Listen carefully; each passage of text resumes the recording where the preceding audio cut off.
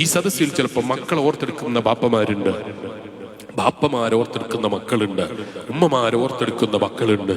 വേല കേൾക്കുന്ന വിശ്വാസികളെ, ഇതുപോലെ 2-3 ദിവസം കഴിയുമ്പോൾ ഏതോ ഒരു വേലിന്റെ സദസ്സിലോ എവിടെയോ വെച്ച് സ്മരിക്കപ്പെടുന്നവരായി ഞാനും നിങ്ങളും മാറാനുണ്ട്. നമ്മളില്ലാത്തതിന്റെ പേരിൽ വീട്ടിലൊന്നും മുടങ്ങാനില്ല. നമ്മളില്ലാത്തതിന്റെ പേരിൽ നമ്മളെ മക്കളെ വിവാഹം മുടങ്ങപ്പെടുന്നില്ല. നമ്മളെ വീട്ടുകളിൽ ഉണ്ടാകേണ്ട ഒരു സന്തോഷവും ഞാനില്ലാത്തതിന്റെ പേരിൽ എന്റെ വീട്ടിൽ നടക്കാതിരിക്കൂല. 40 കഴിയുന്നത് വരെ അവർ കാത്തിരിക്കും. അത് കഴിഞ്ഞാൽ എന്റെ മകൻ വിവാഹപ്രായമെത്തിയെങ്കിൽ നാട്ടുകാർ വിവാഹം കഴിപ്പിക്കും, അല്ലെങ്കിൽ ഉപ്പമാര് വിവാഹം കഴിപ്പിക്കും, ഇഷ്ടപ്പെടുന്നവർ വിവാഹം കഴിപ്പിക്കും. എന്റെ മകൻ എന്റെ വാപ്പയില്ലല്ലോ, അതുകൊണ്ട് എനിക്ക് വിവാഹം വേണ്ടെന്നവൻ തീരുമാനിക്കില്ല. തീരുമാനിക്കരുതെന്ന് ഞാനും പറയും. എന്റെ സാന്നിധ്യം അവൻ ഇഷ്ടപ്പെട്ടെങ്കിലും അവന്റെ ഇഷ്ടത്തെ പരിഗണിക്കാൻ എനിക്ക് പോലും സാധിക്കാത്ത ദിവസം. ഇങ്ങനെയാണ് മനുഷ്യന്റെ ജീവിതം എന്ന് പറയുന്നത്.